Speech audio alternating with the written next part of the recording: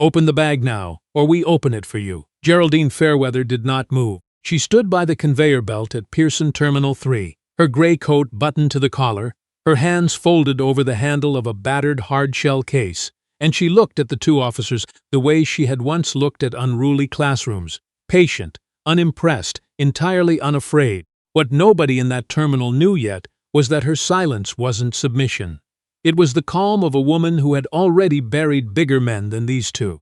If you're watching this from somewhere tonight, leave the city you're tuning in from down in the comments.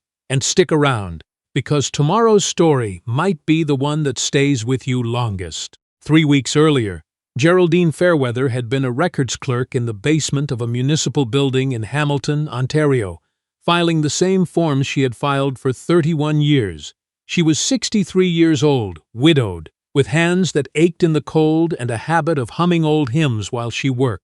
Nobody in that basement knew that Geraldine had spent 4 of those 31 years quietly documenting things she was never supposed to see. Discrepancies in seized property logs, missing inventory numbers, complaint forms that vanished the moment they crossed a certain sergeant's desk. She had kept copies. She had been patient. And 3 weeks ago, a letter arrived from the Police Service's Oversight Board informing her, to her own considerable surprise, that she had been appointed Interim Director of Internal Accountability for the Hamilton-Niagara Regional Police Service, effective the following month, pending a swearing-in she had not yet attended. She told no one at work. She told her daughter, who cried, and her late husband's photograph, which she always spoke to when something mattered. Then she booked a flight to Toronto to meet with the Oversight Board chair in person before the announcement went public, carrying with her a sealed case of evidence she had spent 4 years assembling, copies of records the department thought had been destroyed.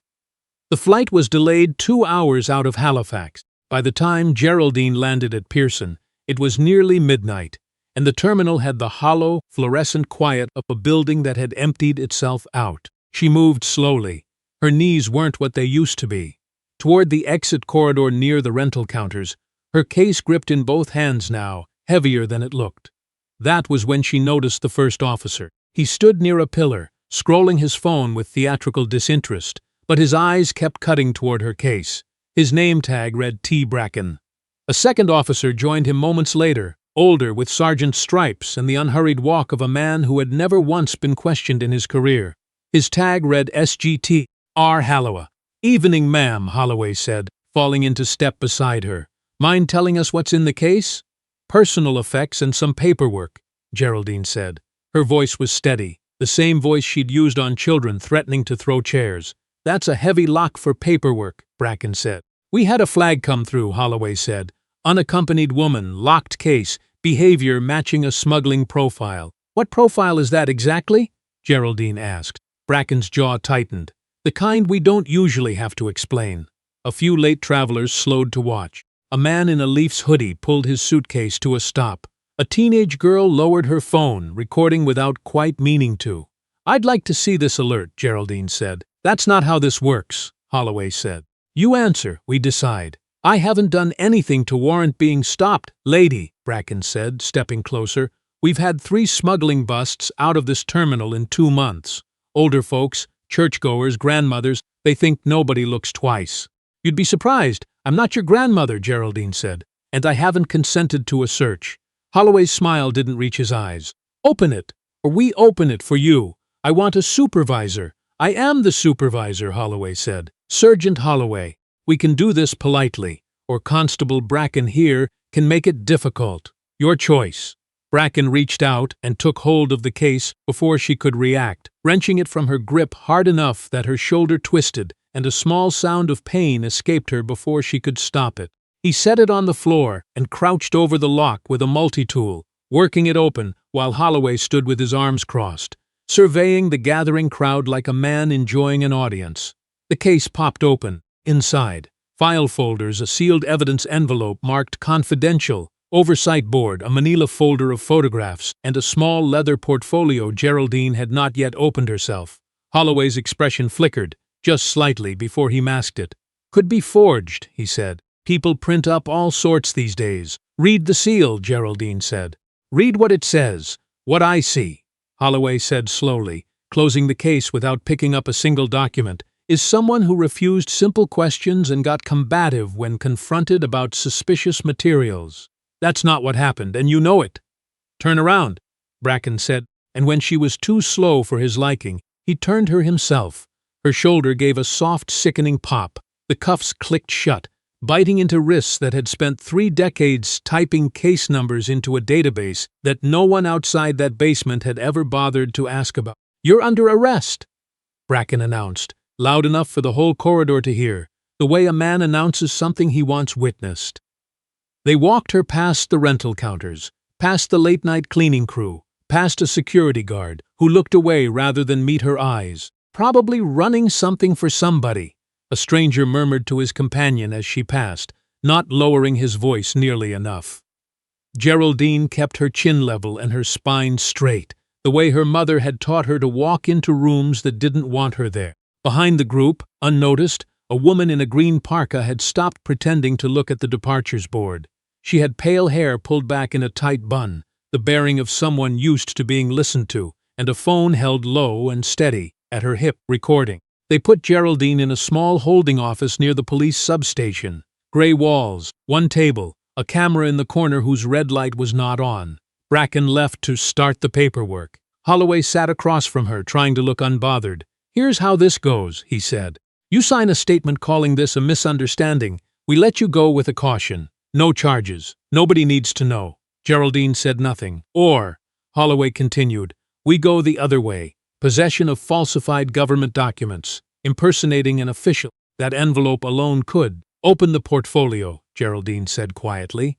"I don't take instructions from open it." Something in her voice made him stop arguing.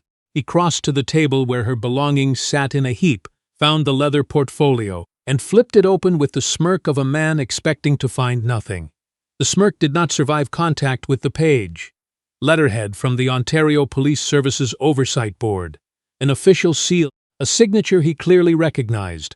An appointment order. Geraldine Fairweather, Interim Director of Internal Accountability, Hamilton Niagara Regional Police Service, effective in 11 days. "No," he said very quietly. The door slammed open. Bracken strode back in, grinning. "Computer's slow as garbage tonight. She crack yet or?" He stopped at the look on Holloway's face. "Ron?" Holloway held up the page without a word. Bracken read it. "Read it again." The color left his face the way water leaves a cracked glass. "That can't be real." "It's real," Holloway said. The fluorescent lights buzzed in the silence. Geraldine, still cuffed, finally spoke.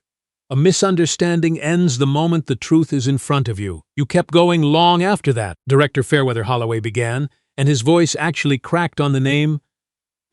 We received an alert. We had to." "Pull it up," Geraldine said. "The alert." "Now." It took him 4 minutes of stalling, system slow, Nainton window, words he clearly didn't believe himself, before the screen finally displayed it. A flagged person alert, entered under Holloway's own credentials, time-stamped 11 minutes before Geraldine's flight had even landed. "That's impossible," Holloway said. "I wasn't even on shift. Someone must have used my login." "The alert specifies a locked case," Geraldine said. "Not luggage. A locked case. Who knew I was carrying one?" Bracken's bravado had entirely drained away. "Ron, who told you to flag her?" "Shut up, Tyler. You said it was routine." "You said?" "I said shut your mouth." Geraldine watched them turn on each other, the way men like that always eventually did, and filed it away the same patient way she'd filed 31 years of other people's mistakes. At 4 a.m., a man in an expensive overcoat walked into the substation carrying 2 coffees and the confidence of someone who had buried far worse nights than this one.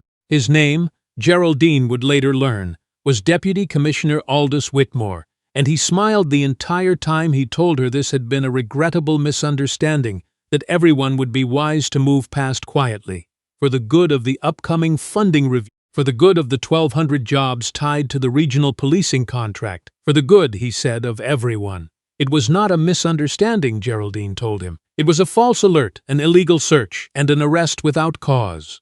"Allegedly," Whitmore said, still smiling, still so terribly pleasant. "Memory plays tricks under stress. What matters now is how this is presented. I was there, and I'm sure it felt very real." He set the coffee down untouched. "The funding vote is 5 weeks away. Do we really want to jeopardize that over one unfortunate encounter at a luggage carousel? Criminal, Geraldine said. That's the word you're avoiding. The warmth left his voice entirely. Let me paint you a picture, Director. City Council reviews this and sees a new appointee who arrived unannounced, refused simple questions, and is now manufacturing a grievance to justify reforms she'd already planned to push through. That's a very convenient story for some people to tell. It's also not true. Truth, Whitmore said, straightening his coat, is whatever the city decides it can afford this quarter. The officers will be retrained, quietly. If you push this publicly, the only person who burns is you. He paused at the door. Check your email. Their suspensions have already been rescinded. They're back on duty by morning. He left her alone with 2 cooling coffees and bruises already blooming purple at her wrists. That morning, in the wood-paneled boardroom of the Oversight Board, 40 officers and senior staff packed the seats to watch the new director's first address, expecting an apology, a handshake, a polite forgetting. Whitmore sat in the front row with his rehearsed smile. Chief Superintendent Edgar Voss sweated quietly beside him.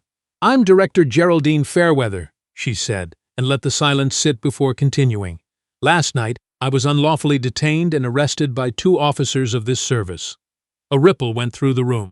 That incident exposed problems this board needs to address immediately. Effective today, I am ordering a full 30-day audit of seizure and complaint records going back 2 years. Whitmore stood, smiling for the cameras at the back of the room. Director, perhaps we could discuss the scope of... The scope is complete transparency, she said, not looking at him. Officer Bracken is suspended without pay pending investigation. Sergeant Holloway is reassigned, restricted from public contact, pending the same. Bracken shot to his feet. You can't. Sit down, Constable, or be removed. He was removed by 2 colleagues who would not meet his eyes. Holloway stood near the door, jaw tight, saying nothing. Afterward, Whitmore caught her in the hallway. Congratulations, he said. You've just declared war on your own department. I declared accountability. Same thing to the people who'll be paying for it. He leaned closer. These men have mortgages, families. You think they'll roll over because of an audit? You've made a very lonely choice, Director Fairweather. She thought of her late husband, who had spent 11 years filing his own complaints against a department that never once listened, and who had died still believing it mattered to try. I think I'll manage, she said, and walked away from him. The only person who stayed behind in the empty boardroom was Chief Superintendent Voss, sweating into his collar. Director, I should have intervened last night.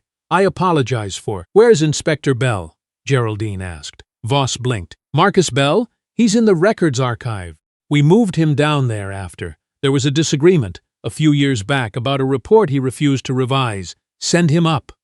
Inspector Marcus Bell was 66, with a gray beard trimmed neat as his shirt and eyes that had not gone soft with age the way the rest of him had. Heard you caused quite a stir, he said, taking the seat she offered. Heard you caused one yourself, a few years back. A thin smile. Different kind of stir. Mine was quieter, ended my career a little slower. Tell me about the missing property complaints. He studied her for a long moment. You sure you want that particular door open? They handcuffed me at a baggage carousel last night and tried to destroy evidence I was carrying. I'm very sure. Bell nodded slowly. Started about 2 years back. Travelers reporting missing cash, jewelry, prescriptions. Always the same handful of officers. Complaints filed, then quietly lost. He stood. I kept copies. Before they buried me in the archive, I made sure of that. An hour later, he wheeled in 3 dust-covered boxes. This, he said, is only what they forgot to shred. That afternoon, in the basement archive that smelled of mildew and old toner, they went through file after file. Rosa Kowalczyk, 71, her late husband's watch vanished during a random search. James Okonkwo, $74,800 in cash, gone during a pat-down on his way to his granddaughter's graduation. And then a name that made Geraldine go still. A complaint filed by a woman named Winifred Achterberg, 81 years old, treasurer of a small Anglican parish outside Hamilton, who had been carrying $7,300 raised for a church roof fund when Bracken and Holloway detained her for 2 hours, called her cash suspicious, and never returned it. Her complaint had been marked resolved, no wrongdoing found. That one's haunted me for 2 years, Bell said quietly. I tried to push it. got told to mind my business, or find myself filing complaints from the unemployment line. They drove out that evening to a narrow street lined with maple trees just starting to lose their leaves. Winifred Achterberg's house had a wreath of dried flowers on the door and a statue of the Virgin in the front garden, faded by winters. She answered on the second knock, small and silver-haired, eyes widening at the uniforms on her step. "I already told them everything," she said. 2 years ago." Nobody listened. "I'm listening now," Geraldine said, and something in her voice made the old woman step back to let them in. The living room was a museum of a long life. Photographs of children, grandchildren, parish picnics. A worn Bible sat open on the side table. Winifred poured tea with hands that trembled only slightly. "I was flying to a diocesan conference in Ottawa," she said. "Had the roof fund money in an envelope, sealed with the parish letterhead right on it. That officer, Bracken, you said, stopped me at security, said I looked nervous. I explained, showed him everything. He called the sergeant over." Her voice didn't waver, but her hands twisted the hem of her cardigan. "Holloway smiled at me, smiled like I was a fool, said anyone could fake church paper, took me to a little room, counted the money slow, like they were already spending it, said it was suspicious for an old woman to carry so much cash, said maybe I was a mule for somebody. Did you fight it? Called every week for 6 months. Finally somebody told me to stop harassing them or face charges myself." She rose, slowly, and returned with an envelope worn soft from handling. This held that money. Years of bake sales and bottle drives, every coin counted twice. I keep it to remind myself I wasn't imagining things. She placed it gently in Geraldine's hands. "They called it evidence. We both know what it really was." "I'm reopening this," Geraldine said. "Don't promise an old woman things you can't deliver." "I'm not promising. I'm telling you what I'm going to do." Winifred studied her for a long moment, then reached out and touched the dark bruise circling Geraldine's wrist with surprising gentleness. "They did this to you too, last night, then you understand." The old woman's eyes filled but did not spill. "Be careful, dear. Men like that don't only steal money, they steal a person's peace. And when they're cornered—" She didn't finish the sentence. Walking back to the car, Bell's phone buzzed. He read the alert, and his face darkened. "Channel, now." On the screen, Holloway stood before local cameras in dress uniform, voice thick with manufactured grievance.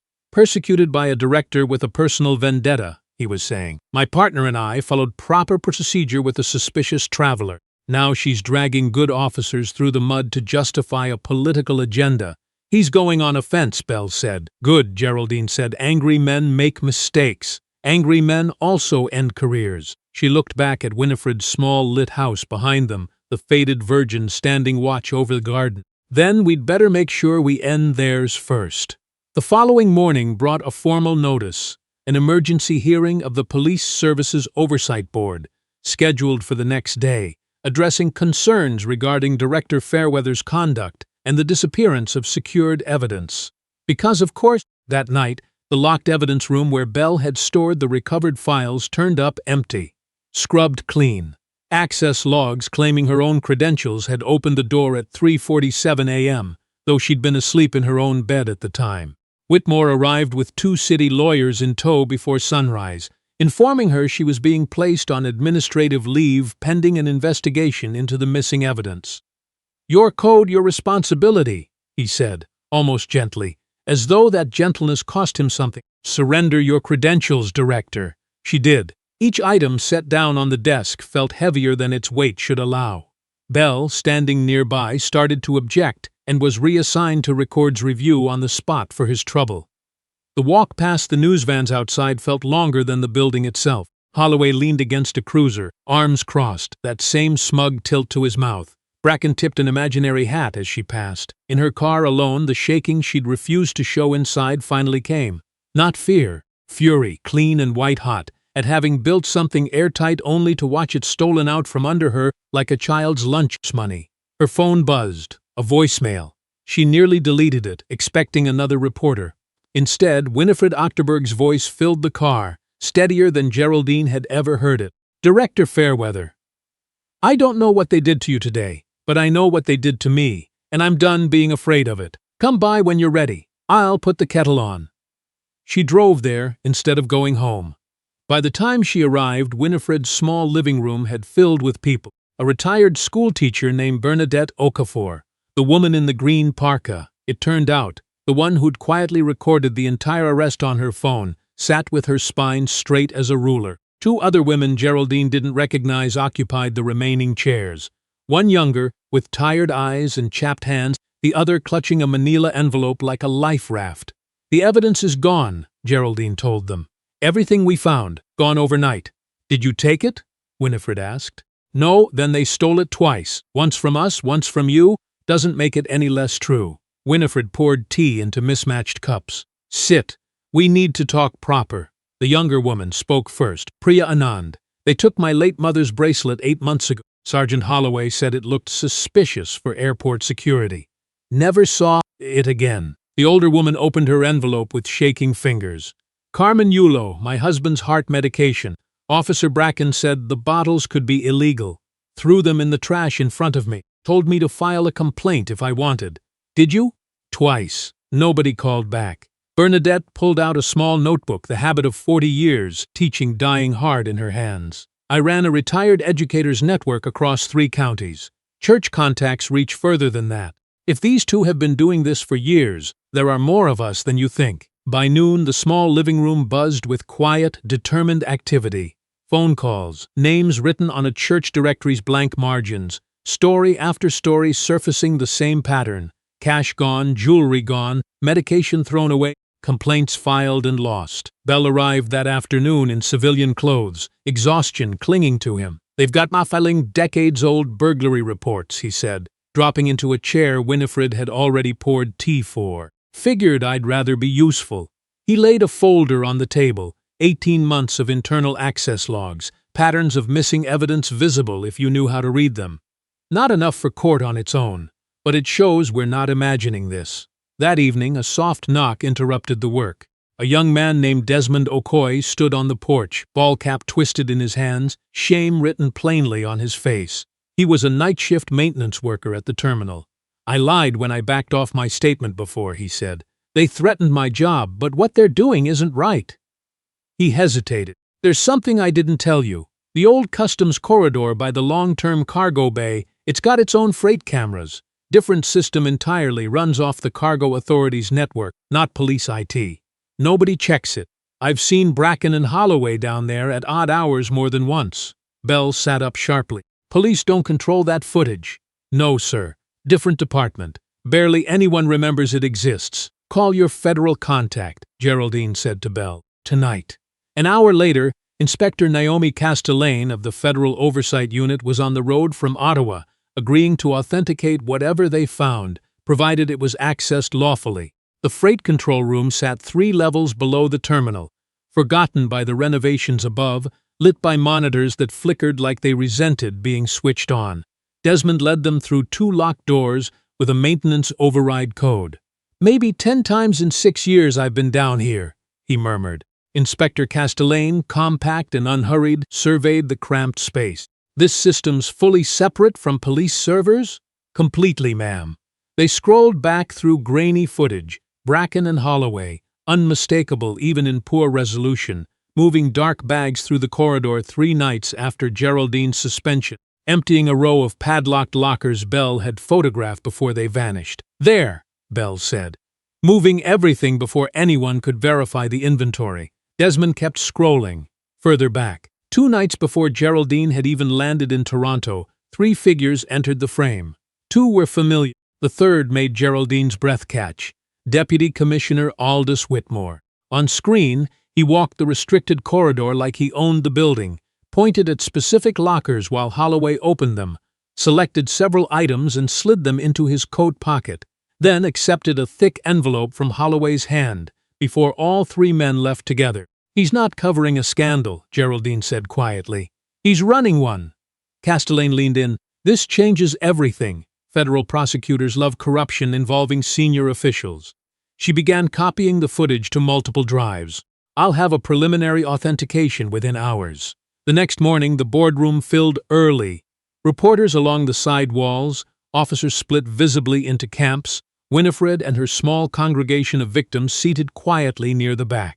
Whitmore opened the session with practiced warmth, painting a picture of a director who had arrived with an agenda, created chaos, lost critical evidence under her own watch. "Director Fairweather, you may respond," he said, certain of the outcome. Geraldine rose, smoothed her blazer, and walked to the podium with the unhurried calm of a woman who had spent 31 years being underestimated by men exactly like him. "Before I respond to the allegations," she said, "I'd like the board to see something." The screens came down. Bernadette Okafor's footage played. Bracken seizing the case, the wrenched arm, the cuffs, Holloway's refusal to produce the alert, every harsh word captured clean. "This woman recording," Geraldine said, "is a retired schoolteacher who recognized cruelty when she saw it." Murmurs ran through the room. Whitmore's smile thinned but held. "Let's hear from the travelers your officers have been investigating for 2 years," Geraldine said, and gestured to the back of the room. Winifred Achterberg rose slowly, leaning on her cane, dignity waiting every step. "My name is Winifred Achterberg. I am treasurer of my parish. 2 years ago I carried $7,300 in roof fund money through that airport. These men kept it. I was told my confusion was simply travel stress." She held up the empty, age-yellowed envelope. "This is what they returned to me." 2 more victims stood, Priya Anand, Carmen Yulo, their stories landing one after another, the same pattern repeating like a drumbeat. "These are unsubstantiated allegations," Whitmore said, his voice climbing. "Are they?" Geraldine pressed the remote. Bell's face filled the screen, recorded hours earlier at a federal building, confirming the authenticated footage. Then the corridor footage itself played, Bracken and Holloway emptying the lockers, and finally, unmistakably, Deputy Commissioner Aldous Whitmore walking through stolen property like a man doing inventory in his own warehouse. The room exploded. Cameras flashed. Board members turned to stare at Whitmore, whose composure finally cracked down the middle. "Turn off those screens," he shouted. "This is clearly doctored." The doors burst open. Federal agents moved through the chamber with practiced precision. Holloway shot up, scrambling for a side exit, only to find Bell, 66 years old, moving slower than the younger agents but perfectly positioned, blocking the narrow aisle. "Going somewhere, Ron? Get out of my way, old man." "Not this time." Bell didn't move, and an agent stepped in behind Holloway before he could try. "Sergeant Ronald Holloway, you're under arrest for conspiracy and theft of evidence." Bracken bolted for the main doors, shoving past stunned spectators, and made it into the marble corridor outside before Inspector Castellane stepped calmly out of an alcove to meet him. He tried to shoulder past her. She sidestepped and had him face down on the floor with textbook efficiency before he understood what had happened. Back inside, Whitmore stood frozen behind the dais as Castellane returned, straightened her jacket, and approached him with the same unbothered calm. "Deputy Commissioner Aldous Whitmore, you're under arrest for obstruction of justice, conspiracy, and protection of a criminal enterprise. You have no authority to arrest an elected official without. We have video of you accepting stolen property in a restricted corridor," she said. "We have the financial records to go with it. You can do this quietly, or in front of every camera in this room." He extended his wrists. The cuffs clicked shut to total silence. By that evening, the chief superintendent had resigned, citing personal reasons that fooled no one. The police union withdrew its statement of support for Bracken within the hour, once the footage made the news. Geraldine's suspension was formally lifted, every disciplinary action against her vacated. 2 weeks later, folding chairs were arranged near the same baggage carousel where it had all begun, the irony fully intended because Geraldine had requested that exact spot. She walked in wearing her dress uniform, her daughter beside her, the bruises long faded from her wrists, though she still felt them some mornings. "You'd have made your father proud," her daughter said quietly.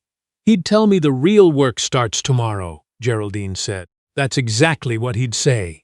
The crowd was larger than anyone had expected. Baggage handlers, cleaning crews, retirees from Bernadette's network in their good coats despite the weekday. Winifred Achterberg sat in the front row in burgundy, the same worn purse on her lap that had held her empty envelope 2 years running. Today, Inspector Castellane handed her a new one, $7,300 in crisp bills, the exact sum, replacing what had been taken coin by coin, bake sale by bake sale. Winifred counted it slowly, the way a woman counts something sacred, and when she finished, her tears finally came. "I stopped flying after what they did to me," she said into the microphone someone held out. Today I know I was never the one who did something wrong." Bernadette Okafor was thanked for her courage and ducked the attention as quickly as she could, the way people who teach middle school for 4 decades usually do.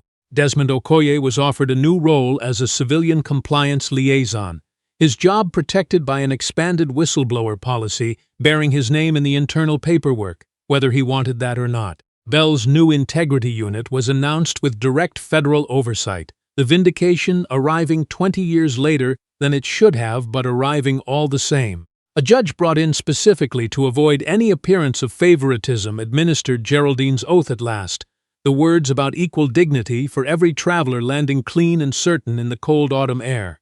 "I do," Geraldine said twice, and meant it both times. As the crowd began to disperse, a small girl in a puffy winter coat broke from her mother's hand and walked straight up to Geraldine, studying the insignia on her uniform with open curiosity. "Are you the boss now?" she asked. Geraldine knelt down slowly, the way her knees no longer thanked her for, and met the girl's eyes at her own level. "Yes, sweetheart," she said. "Today, I am."